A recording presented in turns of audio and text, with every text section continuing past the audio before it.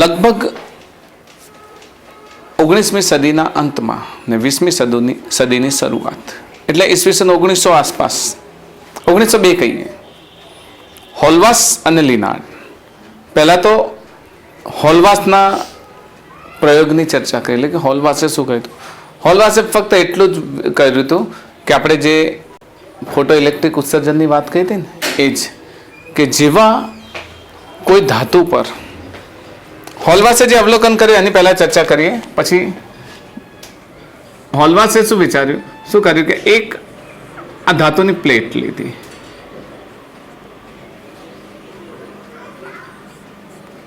ધાતુની પ્લેટ પર યોગ્ય આવૃત્તિ વાળો પ્રકાશ આપાત કર્યો.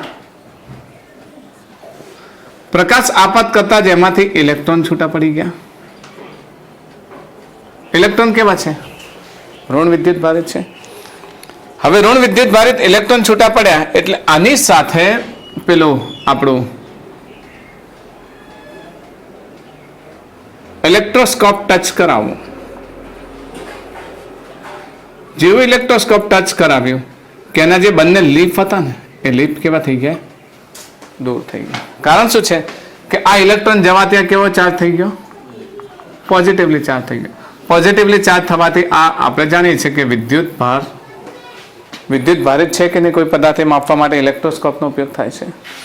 તો આ ઇલેક્ટ્રોસ્કોપનો ઉપયોગ કર્યો. હજુ એમણે શું જોયું કે જે વિદ્યુત ભારિત હતી પ્લેટ, ઋણ વિદ્યુત ભારિત પ્લેટ હતી, એના પર પ્રકાશ આપાત કર્યો તો પ્લેટ કેવી થઈ ગઈ? વિદ્યુત ભાર વિહીન થઈ ગઈ. સમજો, ઋણ વિદ્યુત ભારિત પ્લેટ કેવી થઈ ગઈ? વિદ્યુત ભાર વિહીન થઈ ગઈ. વિદ્યુત ભાર વિહીન પ્લેટ હતી એ ધન વિદ્યુત ભારિત થઈ, અને ધન વિદ્યુત ભારિત હતી પ્લેટ એ વધારે ધન વિદ્યુત ભારિત થઈ.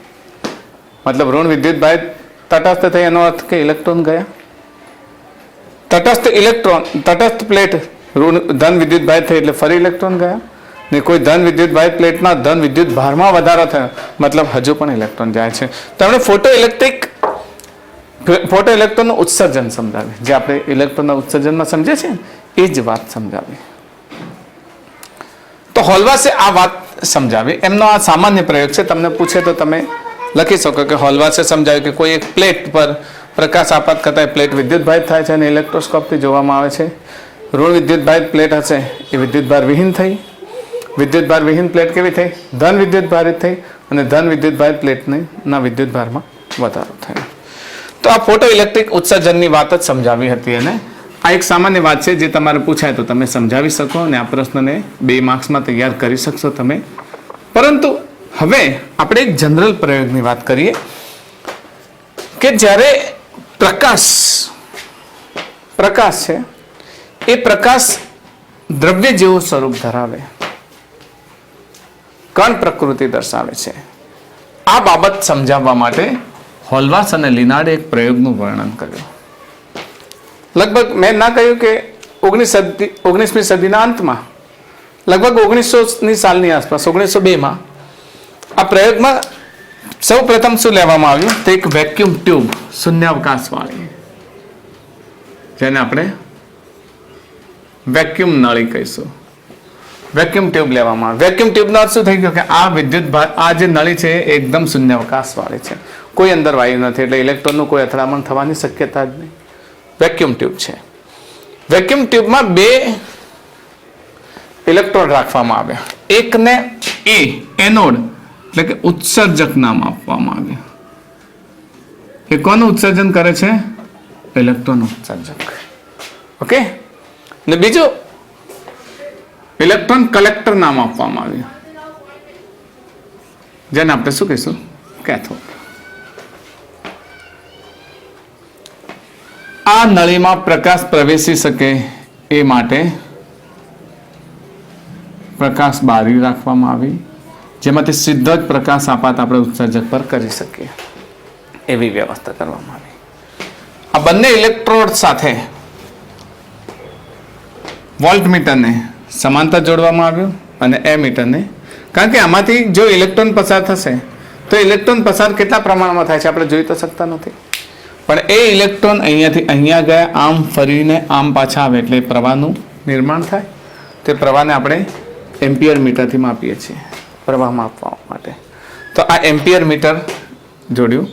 અહીંયા આગળ કદાચ આપણે આને પોટેન્શિયલ, આને ધન કે ઋણ વિદ્યુત ભારિત કરવું હોય, ધારો કે ધન વિદ્યુત ભારિત કરવું હોય તો અહીંયા ઉલટ સુલટ કી, ટુ વે ઉલટ સુલટ કી, મતલબ આમ કરીએ આ છે અને આમ કરીશું તો બેટરીનો પોઝિટિવ અને નેગેટિવ ચાર્જ છે. આને આમ ફેરવી દઈએ તો બેટરીનો નેગેટિવ ચાર્જ અહીંયા જોડાઈ જાય ને પોઝિટિવ ચાર્જ અહીંયા જોડાઈ જાય. અને આમ ફેરવી દઈએ તો બેટરીનો પોઝિટિવ ચાર્જ અહીંયા જોડાઈ જાય, નેગેટિવ ચાર્જ ના બેટરીનો પોઝિટિવ અહીંયા, નેગેટિવ અહીંયા જોડાઈ જાય. તો આમ કરવાથી પોઝિટિવ આ તરફ જોડાશે ને આમ કરવાથી પોઝિટિવ આ તરફ જોડાશે. આવી એક રચના બનાવેલી છે. તો આ પ્રયોગ દરમિયાન હોલવાચ અને લિનાર્ડે જે અવલોકનો નોંધ્યા એ અવલોકનો તમારે અલગ અલગ પ્રશ્નો પૂછી શકે. હોલવાચ અને લિનાર્ડના પ્રયોગની ગોઠવણ સમજાવતા આખી ગોઠવણ આકૃતિ દોરીને તમારે સમજાવી દેવાની. બધા પ્રયોગમાં એક જ સિંગલ આકૃતિ દોરશો તો ચાલશે, વાંધો નહીં આવે. બરાબર? તો ફક્ત પ્રયોગની ગોઠવણ કહે તો આ પ્રમાણે પ્રયોગ આકૃતિ, તેનું નામ નિર્દેશન અને પછી એનું વર્ણન તમે લખશો એટલે તમારે આ પ્રશ્ન પણ પૂરો થઈ જાય. પરંતુ આપણે તો આખો કમ્પ્લીટ પ્રશ્ન જોવો છે ને. હવે એમણે પ્રયોગમાં શું કર્યું? તો કોઈ એક આવૃત્તિ ધરાવતો પ્રકાશ આના પર આપાત કરવામાં આવ્યો. આપાત કરવામાં આવે એટલે આ પ્રકાશ આપાત કરતા અહીંયા ઇલેક્ટ્રોનનું ઉત્સર્જન થયું.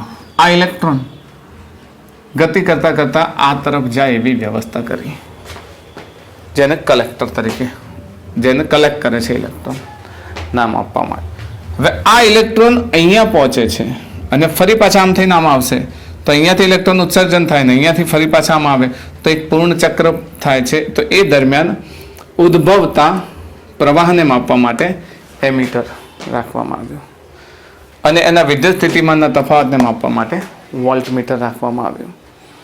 તો ફોટો ઇલેક્ટ્રિક અસરમાં જે આપાત પ્રકાશની તીવ્રતા, અલગ અલગ પ્રકારની તીવ્રતા. ચલો આ સમજીને પહેલા મારે તમને એક વાત સમજાવી છે. જો હોલવાચ અને લિનાર્ડનો પ્રયોગ આપણે સમજીએ અને પ્રયોગની આખી ગોઠવણ સમજીએ પહેલા થોડીક વાત તમારે સમજવી પડશે કે સૌ પ્રથમ ન્યૂટને જણાવ્યું હતું કે પ્રકાશ કણ પ્રકૃતિ ધરાવે છે. સૌ પ્રથમ ન્યૂટને સમજાવ્યું હતું. પણ ન્યૂટને પ્રોપર કોઈ પ્રાયોગિક ગોઠવણ કે, કારણ કે કોઈ પણ હાઇપોથિસિસ નથી સ્વીકારવામાં આવતા, કોઈ ધારણાઓ સ્વીકારવામાં નથી આવતી, પરંતુ એને પ્રાયોગિક તમે સાબિતી આપો તો એને સ્વીકારવામાં આવે છે. એટલે ન્યૂટનના સ્ટેટમેન્ટને સ્વીકાર્યું નહીં કોઈએ, કારણ કે એમણે એવી કોઈ પ્રાયોગિક ગોઠવણ આપી નથી. ત્યારબાદ યંગે, તમે જોયું છે યંગનો તરંગ પ્રકાશશાસ્ત્રમાં જોઈએ છે તો યંગે પ્રકાશની તરંગ પ્રકૃતિ સમજાવી, એને વેવ થિયરી સમજાવી, એને ડબલ સ્લિટનો એક્સપેરિમેન્ટ સમજાવ્યો, એને ઇન્ટરફરન્સ એટલે કે વિવર્તન, વ્યતિકરણ ઘણું બધું સમજાવ્યું, જેના કારણે વેવ થિયરી પ્રચલિત બની, પ્રકાશ થિયરી, તરંગ થિયરી પ્રચલિત બની કે પ્રકાશ તરંગ સ્વરૂપ ધરાવે છે.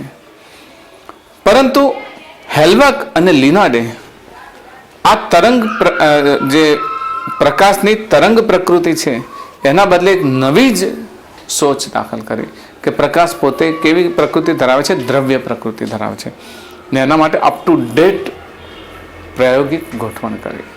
એમની આ ગોઠવણને હેલ્વાચ અને લિનાર્ડના પ્રયોગ તરીકે ઓળખવામાં આવે છે. હવે આ પ્રયોગમાં સમજીએ પહેલા બે ટર્મ્સ આપણે સમજવા જરૂરી છે. આ પ્રયોગને સમજીએ પહેલા તો એ બે ટર્મ છે આવૃત્તિ અને તીવ્રતા. આ બે ખાસ ટર્મ સમજો પ્રકાશ માટે, આવૃત્તિ અને તીવ્રતા. અહીંયા સમજીએ.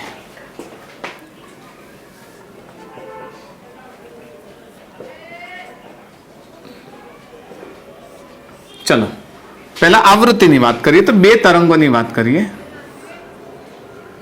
આ એક તરંગ અને બીજો તરંગ. જો આ તરંગ આ પ્રમાણે જાય છે અને બીજું તરંગ આ પ્રમાણે જાય છે,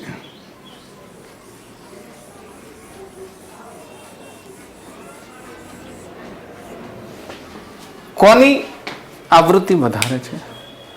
બીજા તરંગ. આવૃત્તિ તમે જાણો છો, તરંગ લંબાઈના વ્યસ્તને આપણે આવૃત્તિ કહીએ છીએ. તો તો આટલેથી આટલા વિસ્તારમાં અહીંયા આ એક જ તરંગ આપે છે, જ્યારે આ આટલેથી આટલા વિસ્તારમાં એટલા જ વિસ્તારમાં કેટલા તરંગ આપે છે? 1 2 3 4 5 ને 5.5 તરંગ આપે છે. તો આની આવૃત્તિને જો આપણે μ2 કહીએ અને આની આવૃત્તિને μ1 કહીએ તો μ2 ઇઝ ગ્રેટર દેન μ1 લખી શકીએ. હવે આવૃત્તિ બદલાય તો શું બદલાય? પ્રકાશ માટે આવૃત્તિ બદલાય તો શું બદલાય? તો આવૃત્તિ બદલાય તો કલર બદલાય, પ્રકાશનો કલર બદલાય. એ આપણે વાત આમાં સમજી ગયા છીએ એટલે વધારે મારે આની અંદર તમને સમજાવવાની જરૂરત રહેતી નથી. તમને યાદ ન હોય તો હું તમને સમજાવી દઉં. પ્રિઝમ વાળો પ્રયોગ યાદ છે ને? અહીંયા તે સફેદ પ્રકાશ આપાત કરીએ તો અહીંયા તે ડિફરન્ટ કલરના પ્રકાશ મળે છે. યાદ છે ને? આ એક પછી અલગ અલગ કલરના પ્રકાશ મળે છે આપણને.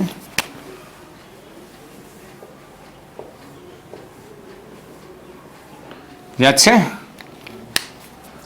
તો જે જાંબલી છે પ્રકાશ એની તરંગ લંબાઈ સૌથી એની આવૃત્તિ સૌથી ઓછી, જાણો છો ને? ને લાલની મતલબ લાલની તરંગ લંબાઈ સૌથી વધારે અને આની તરંગ લંબાઈ સૌથી ઓછી. જેની તરંગ લંબાઈ વધારે એની આવૃત્તિ ઓછી, જેની તરંગ લંબાઈ ઓછી એની આવૃત્તિ વધારે.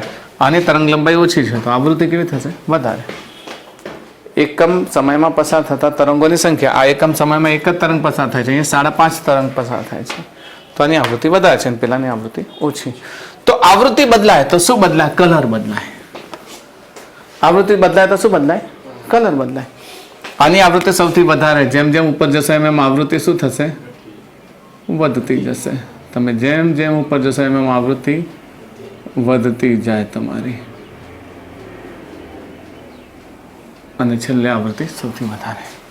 તો યાદ રહેશે, આવૃત્તિ બદલાય પ્રકાશ માટે, સોરી આવૃત્તિની ફ્રીક્વન્સી, હા એને આવૃત્તિ જ કહે છે. આવૃત્તિ બદલાય તો પ્રકાશનો રંગ બદલાય. યાદ રહેશે? આવૃત્તિ બદલાય તો પ્રકાશનો રંગ બદલાય. બીજો શબ્દ છે, આ શબ્દ હતો આવૃત્તિ. હવે શબ્દ લઈએ તીવ્રતા. ખાસ સમજો, આ પ્રયોગ માટે બહુ જરૂરી છે. તીવ્રતા આ એક તરંગ છે, એ આવું, અને આ એક બીજું તરંગ લઈએ આના જેવી રીતે જ, આ જ્યાં છે ત્યાં જ એના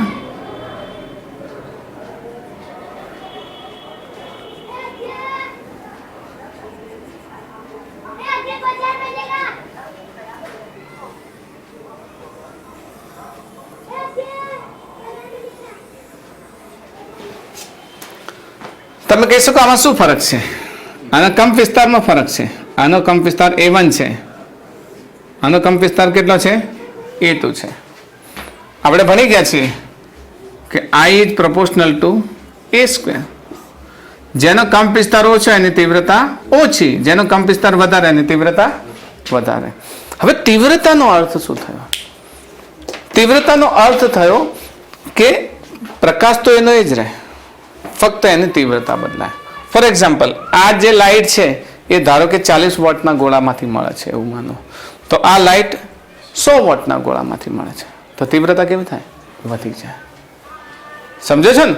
આ બંને બલ્બના સંદર્ભમાં લો તો અહીંયા આગળ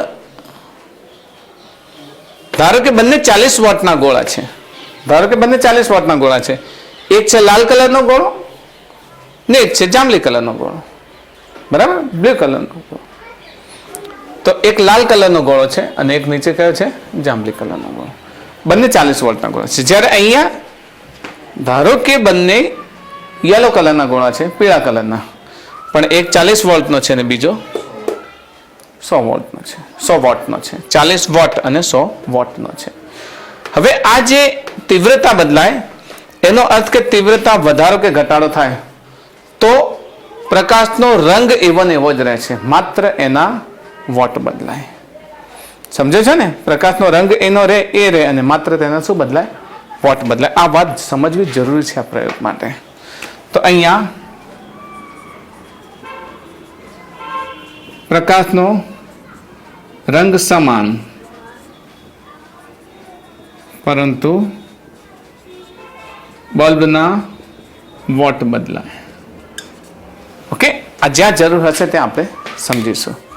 તો અહીંયા તમારે ટૂંકમાં યાદ રાખવાનું કે આવૃત્તિ બદલાય તો એવું સમજવાનું કે ધારો કે આપણે વોટ એટલા ને એટલા રાખીએ છીએ, માત્ર કલર બદલાય છે. અહીંયા કલર એનો જ વોટ બદલાય છે. ઓકે, હવે ફરી પાછા આપણે હોલવાસ લેનાર્ડના પ્રયોગ પર આવીએ કે અહીંયા ઇલેક્ટ્રોન ઉત્સર્જન થાય છે અને ઉત્સર્જન કારણ કે પ્રકાશ જ્યારે આપાત થશે આ ધાતુ પર, ફોટો ઇલેક્ટ્રિક ઇફેક્ટ તમે સમજો છો ને? તો જ્યારે અહીંયા પ્રકાશ આપાત થશે ત્યારે અહીંયાથી ઇલેક્ટ્રોન ઉત્સર્જન થશે. આ ઉત્સર્જાયેલા ઇલેક્ટ્રોન ગતિ કરી અને ક્યાં આવે છે? કલેક્ટર પર. ને કલેક્ટર પર આવેલા ઇલેક્ટ્રોન અહીંયા થઈ ને કમ્પ્લીટ સાયકલ પૂરું કરે, મતલબ કે વહન પામે ત્યારે અહીંયાથી અહીંયા પહોંચેલા ઇલેક્ટ્રોન માપવા માટે એમીટર, કારણ કે આપણે ઇલેક્ટ્રોનને જોઈ શકતા નથી માટે આપણે શું કરીએ છીએ? અહીંયા આગળ એમીટર વાપરીએ છીએ. ને જો આ બંને વચ્ચે વિદ્યુત સ્થિતિમાનનો તફાવત પ્રસ્થાપિત કરવો હોય તો આપણે બેટરી જોડેલી છે જેને આપણે વોલ્ટમીટર વડે માપીશું. આ બેટરીને ઉલટ સુલટ કળ વડે જોડે છે કે આને જો આમ કરીશું તો આ નેગેટિવલી ચાર્જ આ તરફ જોડાશે ને પોઝિટિવલી ચાર્જ આમ જોડાશે. ત્યાં બેટરીને આમ કહીશું તો આ પોઝિટિવ ચાર્જ અહીંયા જોડાશે ને આ નેગેટિવ ચાર્જ અહીંયા જોડાઈ જશે, નેગેટિવ ટર્મિનલ. તો ઉલટ સુલટ કળ છે. અહીંયા તમારા લેબમાં આવે છે એક બાજુથી હેન્ડલથી પકડીને આમ ગોળ ફેરવવાની કળ આવે છે જેને ઉલટ સુલટ કળ કહીએ છીએ. તો આ કમ્પ્લીટ રચના કરેલી છે. હવે અહીંયા આગળ એક વેક્યુમ નળી લેવામાં આવે છે. વેક્યુમ નળીમાં કોઈ પણ પ્રકારનો વાયુ નથી, કારણ કે રખાય જ નહીં તો ઇલેક્ટ્રોન સાથે કોલાઇડ કરે, એ વાયુના અણુ એની સાથે કોલાઇડ કરે એટલે કમ્પ્લીટ શૂન્યાવકાશ છે. અહીંયાથી ઉદ્ભવેલા ઇલેક્ટ્રોન અહીંયા પહોંચી શકે તેવી રચના કરવામાં આવેલી છે અને એ ઇલેક્ટ્રોન અહીંયા પહોંચે અને એ ઇલેક્ટ્રોન ઉદ્ભવે એ માટે અહીંયાથી પ્રકાશની બારી રાખેલી છે. હવે આ પ્રકાશની બારી માટે અહીંયાથી તમે એક ધારો કે એક ચોક્કસ આવૃત્તિનો પ્રકાશ, એક કલર ચોક્કસ આવૃત્તિનો પ્રકાશ અહીંયા આપાત કર્યો તો એ પ્રકાશ જેવો અહીંયા પડશે કે અહીંયાથી ઇલેક્ટ્રોન શું થશે? એમિટ થશે, ઇલેક્ટ્રોન ઉત્પન્ન થશે, ફોટો ઇલેક્ટ્રોનનું ઉત્સર્જન થશે. આ ફોટો ઇલેક્ટ્રોનનું ઉત્સર્જન થયેલા ઇલેક્ટ્રોન પાસે ઉર્જા છે, અલગ અલગ પ્રકારની ગતિ ઉર્જા છે. અલગ અલગ પ્રકારની ગતિ ઉર્જા પ્રમાણે ઇલેક્ટ્રોન ટ્રાવેલ કરી અને ક્યાં? કલેક્ટર સુધી પહોંચે છે અને કલેક્ટર પર આ ઇલેક્ટ્રોન કલેક્ટ થાય છે અને એ ફરી પાછા પ્રવાહની અંદર વહે છે. તો આ પ્રકારે અહીંયાથી ઉદ્ભવેલા ઇલેક્ટ્રોન અહીંયા પહોંચશે. આ પ્રકાશ એ ઇલેક્ટ્રોનનું ઉત્સર્જન કરે છે એ સાબિત કરવાનું છે. કોઈ પણ વસ્તુ ઇલેક્ટ્રોનનું ઉત્સર્જન કરે તો શું થશે? તમે એક દળ ધરાવતો પદાર્થ દિવાલ પર મારો તો દિવાલ પરથી કણો ઉત્સર્જન થાય તો મતલબ પદાર્થ એક દ્રવ્ય પ્રકૃતિ ધરાવે છે. તો પ્રકાશ પણ દ્રવ્ય પ્રકૃતિ ધરાવે એ દર્શાવવા માટે પ્રયોગ કરેલો છે જેને બહુ ડિટેલમાં સમજાવ્યો હતો. તો આના દ્વારા ઉદ્ભવેલો પ્રકાશ અને આના દ્વારા ઉદ્ભવેલા ઇલેક્ટ્રોન ગતિ કરીને અહીંયા સુધી પહોંચે ત્યારે એક આલેખ બનાવવામાં આવ્યો જેને આપણે જે પ્રકાશની તીવ્રતા વિરુદ્ધ ફોટો ઇલેક્ટ્રોન પ્રવાહનો આલેખ કહીએ છીએ. તો પ્રકાશની તીવ્રતા વિરુદ્ધ ફોટો ઇલેક્ટ્રોન પ્રવાહનો આલેખ આવા પ્રકારે મળ્યો.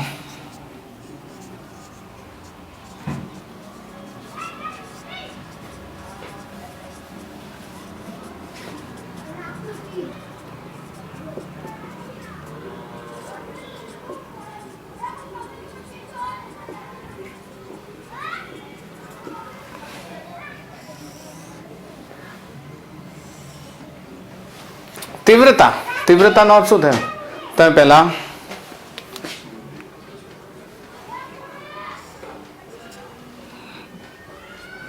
અહીંયા પ્રકાશની તીવ્રતા, અહીંયા ફોટો ઇલેક્ટ્રોન પ્રવાહ,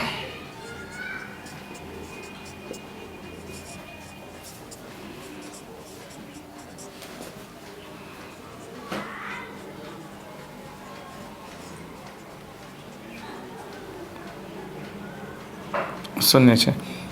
ધારો કે પહેલા તમે 40 વોલ્ટનો બલ્બ લગાવ્યો. 40 વોલ્ટનો બલ્બ લગાવતા તમને ધારો કે આટલો પ્રવાહ મળ્યો. તો આ તમને આ પોઈન્ટ મળ્યો, બરાબર. હવે તમે શું કરો છો? પ્રવાહ તીવ્રતા વધારો છો. સોરી, હા, પ્રકાશની તીવ્રતા અહીંયા લો છો. 40 વોલ્ટનો પ્રવાહ મેળવે ત્યારે આટલો પ્રવાહ મળે, પ્રકાશની તીવ્રતા વધારે. પછી 80 વોટનો બલ્બ વાપરો છો ત્યારે તમને પ્રવાહ થોડો વધારે મળ્યો. કેમ વધારે મળ્યો? કારણ કે તીવ્રતા વધારતા ઇલેક્ટ્રોનની સંખ્યા વધી ને. પહેલા તમે 40 વોટનો બલ્બ વાપર્યો ત્યારે ધારો કે 100 ઇલેક્ટ્રોન ઉદ્ભવ્યા. પછી વધારે બલ્બ વાપર્યો 80, તો 100 ના બદલે 150 ઇલેક્ટ્રોન ઉદ્ભવ્યા. તો પ્રકાશની તીવ્રતા અને ઉદ્ભવતો ફોટો ઇલેક્ટ્રિક પ્રવાહ બંને એકબીજાના સમપ્રમાણમાં છે. ને સમપ્રમાણમાં હોવાથી જે આલેખ મળે એ આલેખ આપણને કેવો મળે છે? Straight line. આ પ્રમાણે આપણને સ્ટ્રેટ લાઈન મળે છે. ને સ્ટ્રેટ લાઈન આલેખ આપણને શું દર્શાવે છે? એ જ દર્શાવે છે કે પ્રકાશની તીવ્રતા અને ફોટો ઇલેક્ટ્રિક પ્રવાહ એકબીજાના સમપ્રમાણમાં છે. મતલબ I is proportional to A. તીવ્રતાને I કહીશું અને એને આપણે પ્રવાહ કહીશું એમ્પિયર તરીકે. તો પ્રકાશની તીવ્રતા એ ફોટો ઇલેક્ટ્રિક પ્રવાહના સમપ્રમાણમાં હોય છે.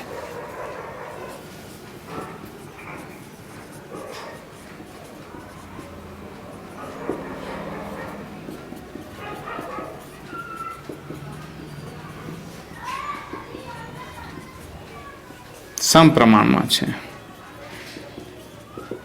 એટલે આલેખ કેવો મળે છે? સુરેખા મળે છે, સીધી રેખા મળે છે. ઓકે. હવે મતલબ કે અહીંયાથી કોઈ એક 40 વોલ્ટનો પ્રકાશ ઉત્પન્ન કરવામાં આવ્યો અને અહીંયાથી ઉદ્ભવેલા ઇલેક્ટ્રોન દ્વારા મળતો પ્રવાહ માપ્યો. તો એનો એક પોઈન્ટ લઈ લીધો. પછી અહીંયાથી 80 વોલ્ટનો તીવ્રતા વધારી તો અહીંયા પ્રવાહ થોડો વધ્યો, તો એ મૂલ્ય લઈ લીધું. હજુ વધારે તીવ્રતા વધારે તો વધારે પ્રવાહ વધે. જેમ જેમ તીવ્રતા વધારે એમ આપણને પ્રવાહ પણ વધેલો મળે છે. ને પ્રવાહ કેમ વધશે? વધારે ઇલેક્ટ્રોન આવશે. તો એટલું જોઈ લીધું કે પ્રકાશની તીવ્રતા એ ફોટો ઇલેક્ટ્રિક પ્રવાહના સમપ્રમાણમાં છે. ઇલેક્ટ્રોન ઉત્પન્ન થાય છે. હવે એ ઇલેક્ટ્રોનની ગતિ ઉર્જાનો અભ્યાસ કરવાનો છે.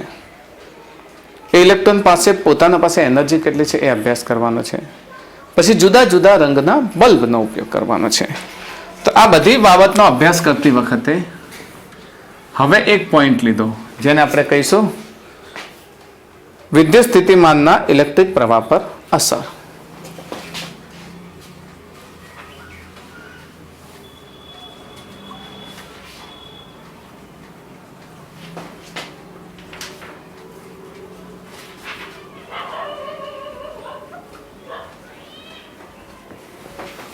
અહીંયા વિદ્યુત સ્થિતિમાનની ઇલેક્ટ્રિક પ્રવાહ પર થતી અસરનો નો અભ્યાસ કરતી વખતે કરવામાં શું આવ્યું? પહેલા જેમ 40 વોલ્ટનો એક બલ્બ લીધો, ધારો કે તો 40 વોલ્ટનો એક બલ્બ લીધો ત્યારે ઉદ્ભવતા પ્રવાહને બે રીતે પ્રવાહને માપ્યો. એક, જો 0 વોલ્ટ, આ બાજુ વોલ્ટ વધારો એટલે કેટલું લેશું? ધન. ને આ બાજુ વોલ્ટ વધારો એટલે કેટલું મળશે? ઋણ. ધન વોલ્ટ વધારશો એટલે આપણે શું કર્યું? આ દિશામાં પોઝિટિવ લીધું એટલે ઇલેક્ટ્રોનને શું કરશે? આકર્ષશે. ઇલેક્ટ્રોનને શું કરશે? આકર્ષશે. સમજો છો તમે? આ પોઝિટિવ થઈ જશે તો આ બધા જ ઇલેક્ટ્રોનને શું કરશે? આકર્ષશે. આમાંથી ઉદ્ભવેલા ઇલેક્ટ્રોન પાસે 100 ઇલેક્ટ્રોન ઉદ્ભવ્યા. હવે આપણે સમજવા માટે 100 ઇલેક્ટ્રોન સમજીશું. 100 ઇલેક્ટ્રોનમાંથી અમુક ઇલેક્ટ્રોન પાસે એટલી ઉર્જા છે કે જે શૂન્ય વિદ્યુત સ્થિતિમાનના તફાવત હેઠળ બી પહોંચી જાય છે. મતલબ અહીંયાથી કોઈ પ્રવાહ લાગુ પાડેલો નથી તો આ ઇલેક્ટ્રોન પહોંચી જાય છે, એટલી ગતિ ઉર્જા છે. પણ કેટલાક ઇલેક્ટ્રોન એવા છે કે જેમની પાસે પૂરતી ગતિ ઉર્જા છે નહીં, તો અહીંયા સુધી પહોંચતા નથી. ને અહીંયા સુધી નહીં પહોંચે તો એ ઇલેક્ટ્રોન વચ્ચે શું થશે? રોકાઈ જશે. તો અહીંયા જેટલા ઇલેક્ટ્રોન પહોંચે એટલો આપણને પ્રવાહ અહીંયા મળશે. સમજ પડે છે ને? તો શરૂઆતમાં બેટરી જોડેલી નથી, માત્ર તમે કોઈ એક ચોક્કસ વોલ્ટનો પ્રવાહ, ચોક્કસ આવૃત્તિનો, મતલબ હા ચોક્કસ તીવ્રતાનો પ્રવાહ લાગુ પાડ્યો.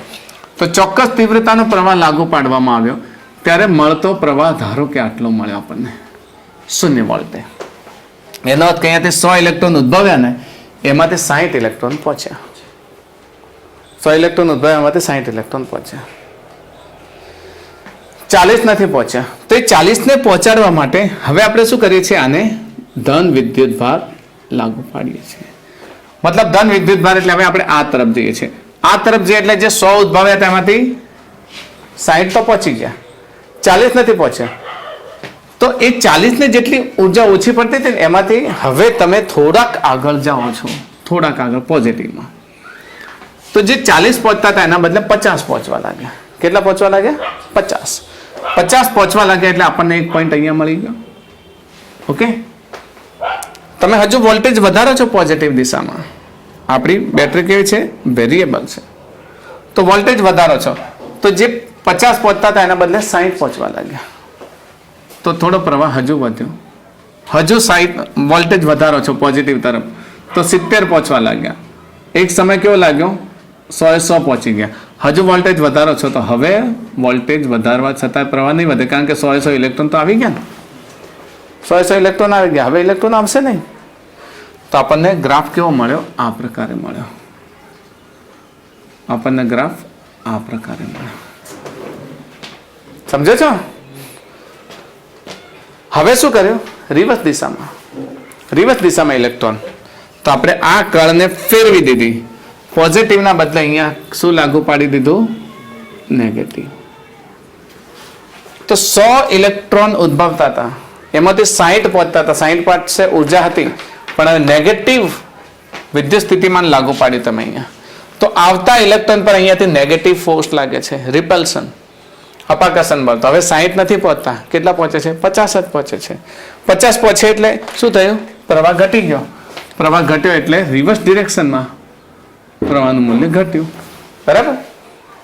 તમે હજુ રિવર્સ ડિરેક્શનમાં પ્રવાહ વધારો છો, વોલ્ટેજ વધારો છો. તો અહીંયા જે 50 પહોંચતા હતા એના બદલે 40 જ પહોંચ્યા. બીજા 60 પાસે એટલી ઉર્જા નથી કે આ આકર્ષણ બળનો સામનો કરીને પહોંચી શકે. 40 પાસે ઉર્જા છે કે જે આકર્ષણ બળનો વિરોધ કરીને ત્યાં સુધી પહોંચી શકે. તો પ્રવાહનું મૂલ્ય હજુ ઘટ્યું. ઓકે, એમ જેમ જેમ વિરુદ્ધ દિશામાં પ્રવાહ વધારતા જાઓ એમ આ મૂલ્ય ઘટે છે અને એક સમય એવો આવે છે કે તમે અહીંયા એટલું વિદ્યુત સ્થિતિમાનનો તફાવત લાગુ પાડ્યો કે એક પણ ઇલેક્ટ્રોન અહીંયા પહોંચી શકતો નથી. ઓકે, તો એક પણ ઇલેક્ટ્રોન પહોંચી શકતો નથી. તો આ જે મૂલ્ય મળે છે, આ મૂલ્યનો અર્થ શું થયો? કે આ આપણે જે લાગુ પાડીએ છીએ, શું લાગુ પાડીએ છીએ? પોટેન્શિયલ. આ એટલું પોટેન્શિયલ તમે લાગુ પાડ્યું કે જેના કારણે ઇલેક્ટ્રોન આવતા સ્ટોપ થઈ ગયા. ઇલેક્ટ્રોન કેવા થઈ ગયા? સ્ટોપ થઈ ગયા. ને સ્ટોપ થઈ ગયા તો આ પોટેન્શિયલને આપણે શું કહીશું? સ્ટોપિંગ પોટેન્શિયલ કહીશું. આ પોટેન્શિયલને શું કહીશું? Stopping potential. તો આ પોઈન્ટ આપણને કેવો મળે છે? Stopping potential.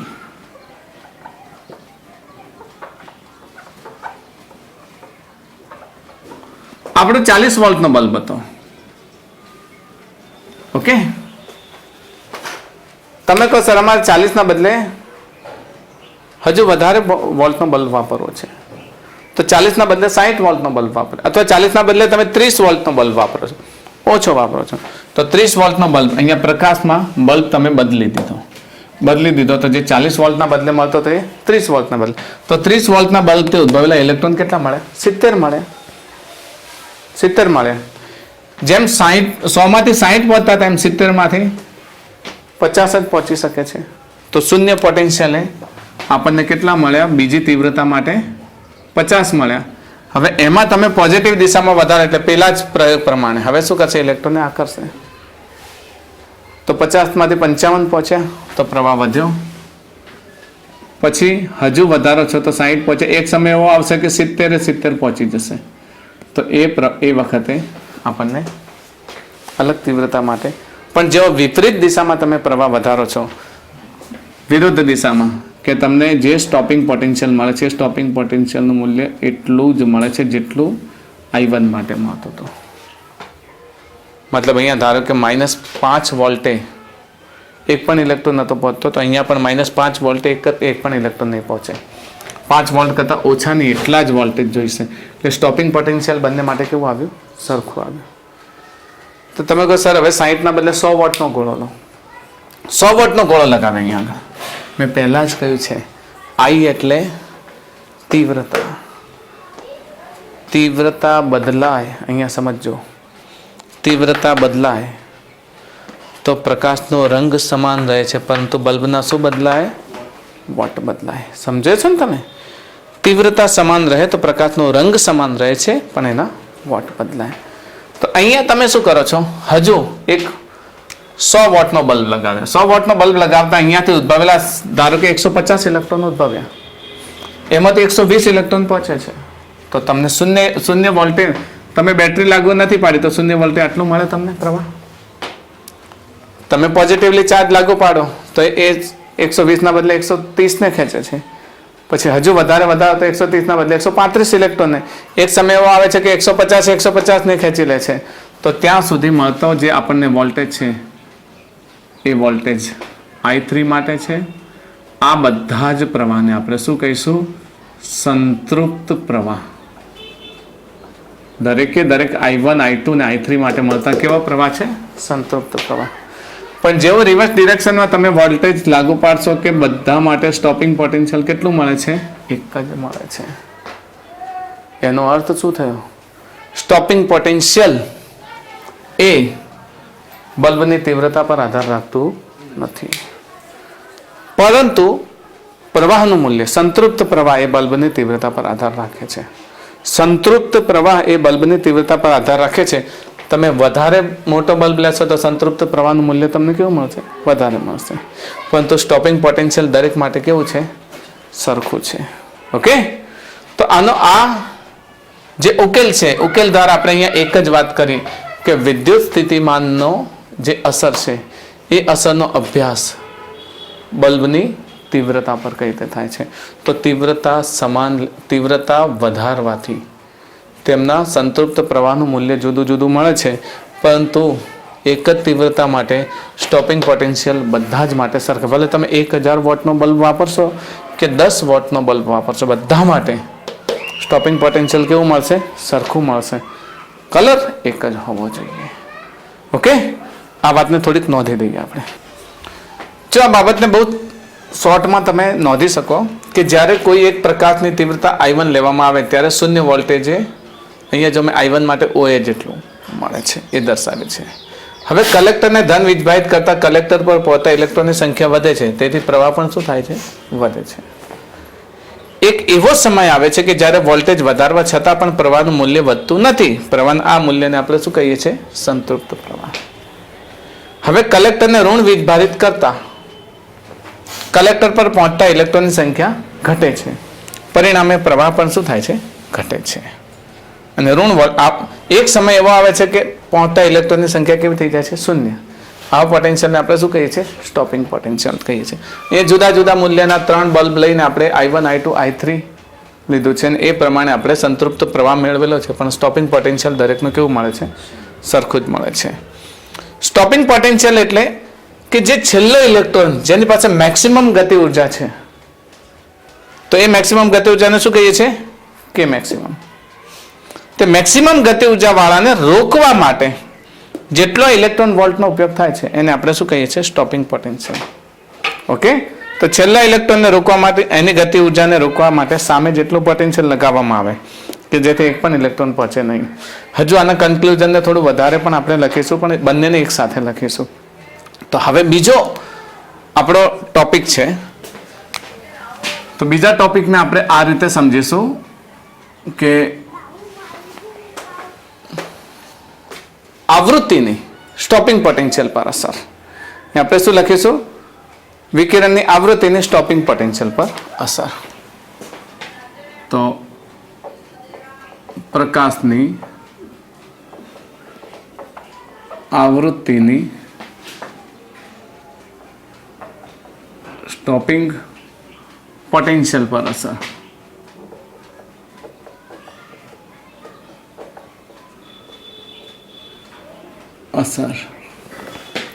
મેં તમને સમજાવ્યું છે કે આવૃત્તિનો અર્થ શું થયો કે આવૃત્તિ બદલાય તો પ્રકાશનો રંગ બદલાય. હવે આપણે શું કરીશું, એવું માની લઈશું કે આપણે 1 વોલ્ટેજ લઈએ છીએ, 1 વોટ 40 વોટનો જ ગોળો લઈએ છીએ. તો આપણે આ પ્રયોગમાં આ જે વિન્ડોમાંથી પ્રકાશની બારીમાંથી જે પ્રકાશ આપાત કરવાનો છે ત્યાં માત્ર આપણે બલ્બ જ બદલીશું. અલગ અલગ રંગના બલ્બ લઈશું.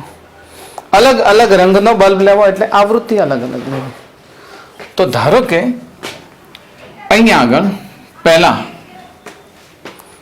એક એવા રંગનો બલ્બ લીધો, આપણે જે રંગ છે ને જાની વાલી પીનાલા, એમાંથી લાલ રંગનો બલ્બ લીધો, સૌથી ઓછી આવૃત્તિ વાળો. હવે એના માટે જ્યારે જોવામાં આવે તો અહીંયાથી ઉદ્ભવેલા ઇલેક્ટ્રોન છે ને એ ઇલેક્ટ્રોન બહુ ઓછા ઉદ્ભવે. હવે એના દ્વારા ઉદ્ભવેલા ઇલેક્ટ્રોન, એના 100 ઇલેક્ટ્રોન જ ઉદ્ભવે. ચાલો એ 100 ઇલેક્ટ્રોનમાંથી કેટલા ઇલેક્ટ્રોન શૂન્ય વોલ્ટે પહોંચે છે એ જોવામાં આવે. તો આપણે ફરીથી ગ્રાફ બનાવી દઈએ. કોના વિરુદ્ધ કોનો ગ્રાફ બનાવીએ, એ જ હમણાં હતો એ જ ગ્રાફ. અહીંયા 0, અહીંયા વોલ્ટેજ છે, અહીંયા છે પ્રવાહ,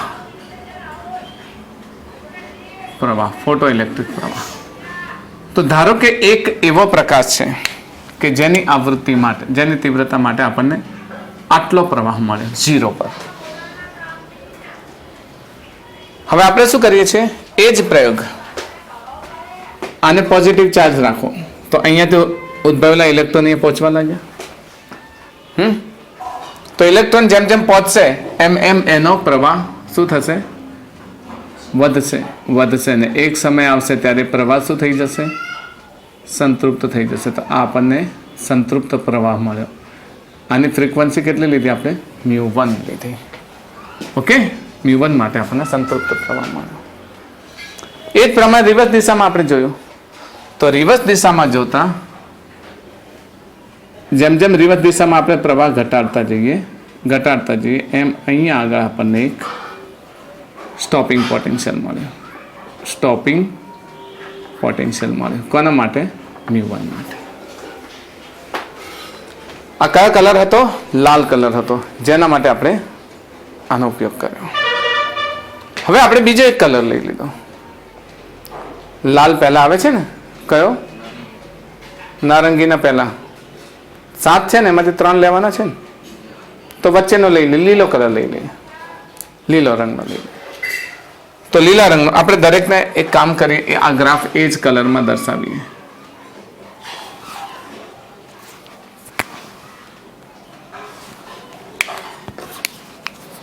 તો આપણને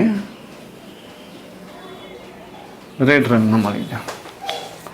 આ કયો પ્રવાહ મળ્યો, સંતૃપ્ત પ્રવાહ.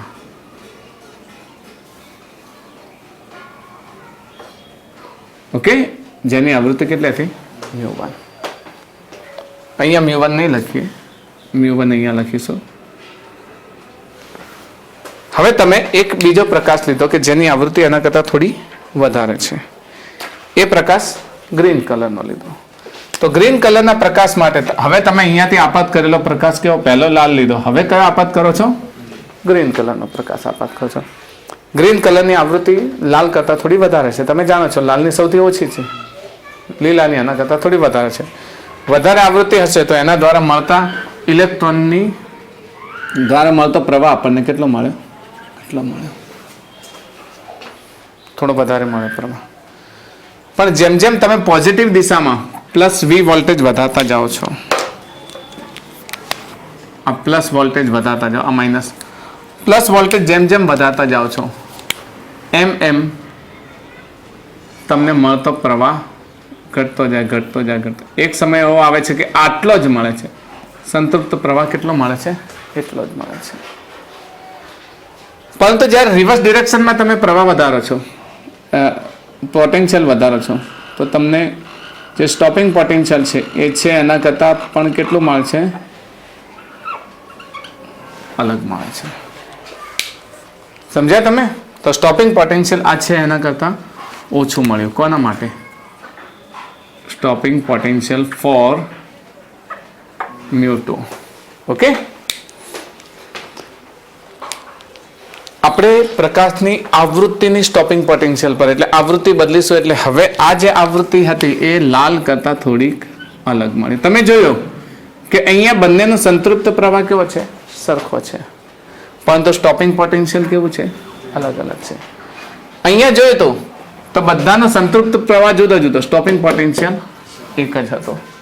એનો અર્થ કે એક જ કલરના પ્રકાશનો સ્ટોપિંગ પોટેન્શિયલ એક જ રહે છે, પરંતુ તીવ્રતા બદલતા તેનું સંતૃપ્ત પ્રવાહ બદલાય છે. અહીંયા તમે તીવ્રતા એક જ રાખી, 40 વોટનો જ બલ્બ રાખે ને, તીવ્રતા એક જ રાખી છે, તો સંતૃપ્ત પ્રવાહ બધાનો કેવો મળે છે? સમાન મળે છે. પરંતુ તમે આવૃત્તિ બદલી તો સ્ટોપિંગ પોટેન્શિયલ દરેકનું કેવું મળે છે? જુદું જુદું મળે છે. હવે તમે અલ્ટ્રાવાયોલેટ લો છો, તો અલ્ટ્રાવાયોલેટ કલર લેતા શરૂઆતમાં તમને આટલું મળે છે. થોડુંક આપણે આને ઊંચું દર્શાવ્યું, ત્રણેય એક લેવલમાં આવી જાય એ માટે દર્શાવી, એ પ્રમાણે દર્શાવી.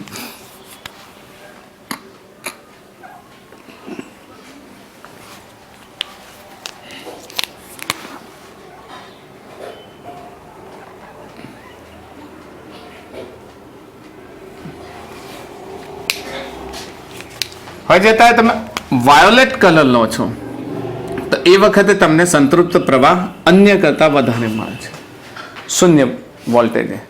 પણ જ્યારે તમે પોઝિટિવ ડિરેક્શનમાં વધારો છો એટલે એ જ રીતે કે 100 ઇલેક્ટ્રોન ઉદ્ભવ્યા હતા, એમાંથી 0 વોલ્ટેજે આ એવો પ્રવાહ હતો કે પહેલા લાલ કલરમાં 60 જ પહોંચી શકતા હતા. તો 60 પહોંચી શકતા હતા એ વખતે આપણને કેટલા મળે? અહીંયા મળે 0. આપણે વોલ્ટેજ ચાલુ નથી કર્યા હજુ. પછી ગ્રીન કલર અહીંયા આપાત કર્યો તો 100 ઇલેક્ટ્રોન ઉદ્ભવ્યા, પણ એમાંથી 70 પહોંચી શક્યા. તો 0 વોલ્ટેજે 70 પહોંચી શકે એટલે એ વખતે આપણને 0 વોલ્ટેજે પ્રવાહ આટલો મળે, ફોટો ઇલેક્ટ્રિક પ્રવાહ. અને જેવો વાયોલેટ કલર આપાત કર્યો કે 100 માંથી 80 પહોંચી શક્યા, તો એ વખતે મળતો ફોટો ઇલેક્ટ્રિક પ્રવાહ આપણને આટલો મળે છે. હવે 80 માંથી જેમ જેમ વોલ્ટેજ વધારશો એટલે સંતૃપ્ત પ્રવાહ ત્રણેયનો કેવો થઈ જાય છે? સરખો થાય છે. પરંતુ જેમ રિવર્સ ડિરેક્શનમાં તમે વધારશો તો આનું સ્ટોપિંગ પોટેન્શિયલ કેવું મળે છે? અલગ મળે છે. વાયોલેટનું અલગ મળે છે. તો સ્ટોપિંગ પોટેન્શિયલ ફોર μ3, μ1, μ2, μ3 માટેના સ્ટોપિંગ પોટેન્શિયલ છે. આ આવૃત્તિ μ3 લઈએ, μ1, μ2 એન્ડ μ3. તો આવૃત્તિ બદલતા તેમના સ્ટોપિંગ પોટેન્શિયલ જુદા જુદા છે, પરંતુ એક જ તીવ્રતાએ સંતૃપ્ત પ્રવાહ અલગ. ત્યારે આપણે સાબિત નહોતું કર્યું કે પ્રકાશની તીવ્રતા એ ફોટો ઇલેક્ટ્રિક પ્રવાહના સમપ્રમાણમાં છે, તો જેટલી તીવ્રતા હશે એટલો ફોટો ઇલેક્ટ્રિક પ્રવાહ મળશે. અહીંયા તમે તીવ્રતા બદલો છો તો ફોટો ઇલેક્ટ્રિક પ્રવાહ, સંતૃપ્ત પ્રવાહ જુદો જુદો મળે છે. અહીંયા તીવ્રતા એક જ રાખો છો એટલે પ્રવાહ કેવો મળે છે? એક જ મળે છે, પરંતુ એમનું સ્ટોપિંગ પોટેન્શિયલ જુદું જુદું મળે છે. અહીંયા એક જ પ્રકાશનો કલર હોવાથી એનું સ્ટોપિંગ પોટેન્શિયલ કેવું મળે છે? એક જ જેટલું મળે છે. તો એનો અર્થ એવો થયો કે વિદ્યુત સ્થિતિમાનની ઇલેક્ટ્રોન પ્રવાહ પર થતી અસર દરમિયાન જો એક જ રંગનો પ્રકાશ હશે તો એનું સ્ટોપિંગ પોટેન્શિયલ એક જ હશે, ભલે એ 40 વોલ્ટનો પ્રકાશ 40 વોટનો બલ્બ હોય, 60 વોટનો બલ્બ હોય, 100 વોટનો બલ્બ હોય કે 1000 વોટનો બલ્બ હોય, એને રિવર્સ ડિરેક્શનમાં સ્ટોપિંગ પોટેન્શિયલ બધાનું કેવું મળશે? સરખું મળશે. પરંતુ અહીંયા આગળ જો એક જ વોટનો પ્રકાશ હોય, એક જ વોટનો બલ્બ છે, પરંતુ પ્રકાશના કલર જુદા જુદા, કલર જુદા થાય એટલે શું થાય? આવૃત્તિ બદલાય. તો મતલબ આવૃત્તિ જુદી જુદી હોય તો આવૃત્તિ પ્રમાણે એનું સ્ટોપિંગ પોટેન્શિયલ પર કેવું હોય? જુદું જુદું હોય. આ ઘટનાને આપણે થોડીક શબ્દોમાં લખી લઈએ. જો આપણે બહુ ટૂંકમાં નોંધી લીધું છે કે જુદી જુદી આવૃત્તિના પ્રકાશ માટે 0 વોલ્ટેજે પ્રવાહનું મૂલ્ય જુદા જુદા મળે છે. દરેક આવૃત્તિ માટે ધન દિશામાં જેમ જેમ વોલ્ટેજ વધારીએ ને એમ સંતૃપ્ત પ્રવાહ દરેક માટે કેવો? μ1, μ2, μ3 માટે કેવો મળે છે? સમાન મળે છે. ઋણ દિશામાં જ્યારે વોલ્ટેજ વધારવામાં આવે તો આવૃત્તિ μ1, μ2 અને μ3 ના પ્રકાશ માટેના સ્ટોપિંગ પોટેન્શિયલ જુદા જુદા હોય છે. આમ સમાન તીવ્રતાએ સંતૃપ્ત પ્રવાહ સમાન મળે છે, પરંતુ તેમની આવૃત્તિ μ1, μ2 અને μ3 માટે સ્ટોપિંગ પોટેન્શિયલ જુદા જુદા મળે છે. ઓકે, હવે આ બધા વચ્ચે એક બીજો શબ્દ આવે છે થ્રેશોલ્ડ આવૃત્તિ. થ્રેશોલ્ડ આવૃત્તિ. થ્રેશોલ્ડ આવૃત્તિ કોને કહે છે? આપણે એક ધાતુની સપાટી લઈ લીધી. ધારો કે આ ધાતુની સપાટી લઈ લીધી. આ ધાતુ પર મેં ગ્રીન રંગનો પ્રકાશ આપાત કર્યો અને જોયું તો ઇલેક્ટ્રોન ઉત્સર્જિત થયા નથી. ઇલેક્ટ્રોન ઉત્સર્જિત થવા માટે શું વિચાર્યું હતું? એમીટર લગાવ્યું હતું, કોઈ પ્રવાહ દેખાયો નહીં, તો ઇલેક્ટ્રોન ઉત્સર્જિત થયા નહીં. મેં ગ્રીન બલ્બ 40 વોટનો બલ્બ લગાવ્યો અને પ્રકાશ આપાત કર્યો, કોઈ પ્રવાહ ન મળ્યો, કોઈ ઇલેક્ટ્રોન ઉત્સર્જિત થયા નહીં. 80 વોટનો બલ્બ લગાવ્યો, ઉત્સર્જિત થયા નહીં. 100 વોટનો બલ્બ લગાવ્યો, 1000 વોટનો બલ્બ લગાવ્યો, એક પણ ઇલેક્ટ્રોન ઉત્સર્જિત થયો. તીવ્રતા ઘણી બધી વધારે તો ઇલેક્ટ્રોન ઉત્સર્જિત થયા નહીં. પછી મેં શું કર્યું? બલ્બનો કલર બદલી નાખ્યો. ગ્રીનના બદલે બ્લુ બલ્બ લગાવ્યો. બ્લુ બલ્બ લગાવ્યો તો 15 વોલ્ટના બલ્બ લગાવતા જ અહીંયાથી ઇલેક્ટ્રોન ઉત્સર્જિત થઈ ગયા.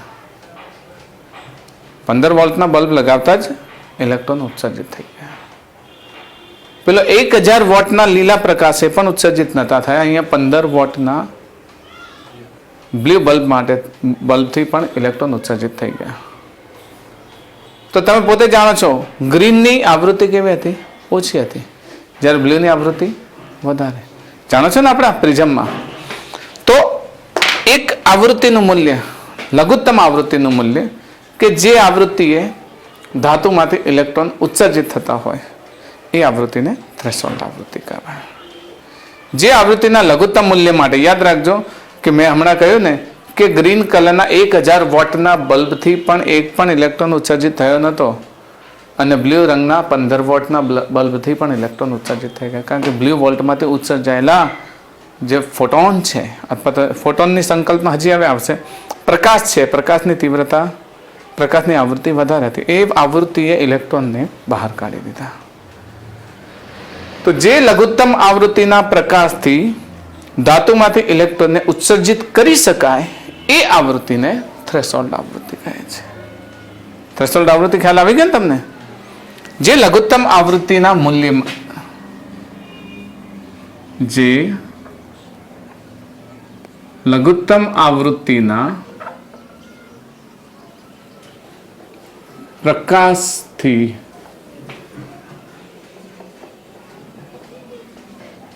ધાતુમાંથી ઇલેક્ટ્રોન ઉત્સર્જિત કરી શકાય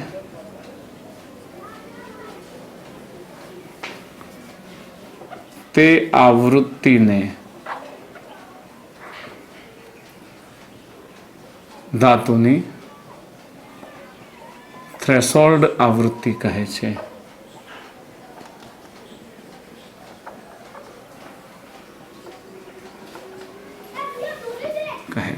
ઓકે, થ્રેશોલ્ડ આવૃત્તિનો આધાર કોના પર છે? ધાતુના પ્રકાર પર છે. થ્રેશોલ્ડ આવૃત્તિનો આધાર ધાતુના પ્રકાર પર છે.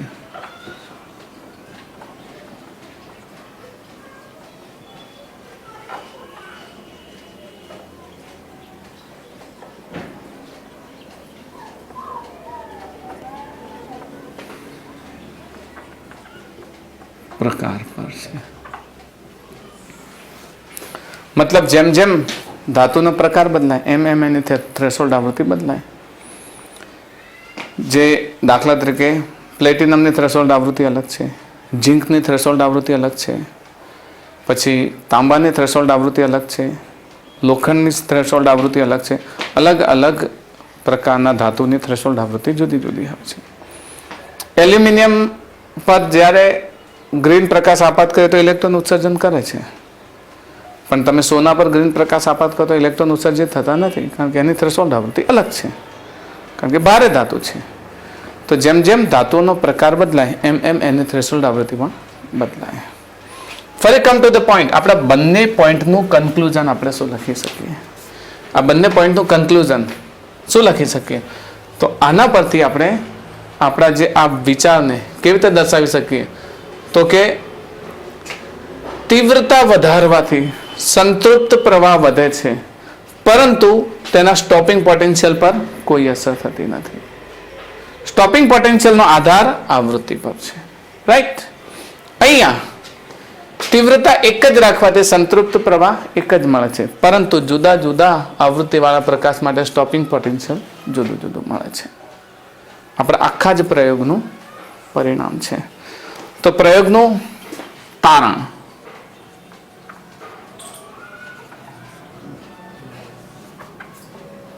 ચલો, પહેલા પોઈન્ટ. એક જ રંગના એક જ તીવ્રતાના જુદી જુદી આવૃત્તિના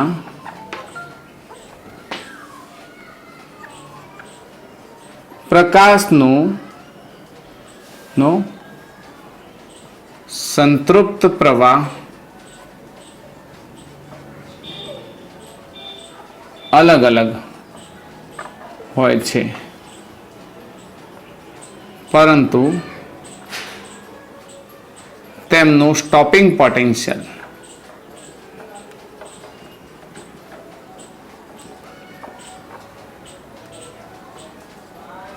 એક જ મળે છે. યાદ રહેશે ને? પ્રયોગનું તારણ શું કહે છે કે જુદી જુદી તીવ્રતાના એક જ આવૃત્તિ વાળા પ્રકાશ માટે સંતૃપ્ત પ્રવાહ જુદો જુદો, પરંતુ તેમનું સ્ટોપિંગ પોટેન્શિયલ એક જ મળે છે. એ બીજા માટે, બીજા વિભાગનું તારણ શું લખશો? જુદી જુદી આવૃત્તિના એક જ તીવ્રતા વાળા પ્રકાશ માટે સંતૃપ્ત પ્રવાહ એક જ મળે છે, પરંતુ તેમનું સ્ટોપિંગ પોટેન્શિયલ જુદું જુદું મળે છે. યાદ રહેશે ને? જુદી જુદી તીવ્રતાના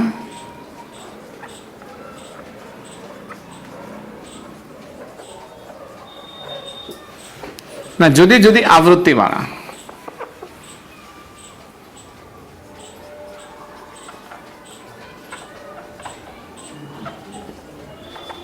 એક જ રંગના પ્રકાશ માટે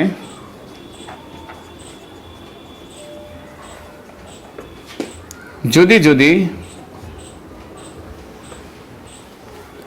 પ્રકાશ માટે સંતૃપ્ત પ્રવાહ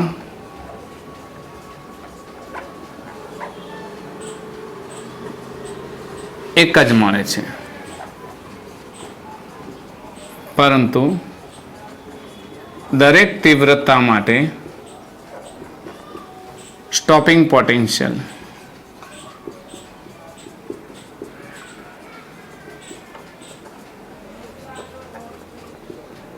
જુદું જુદું મળે છે.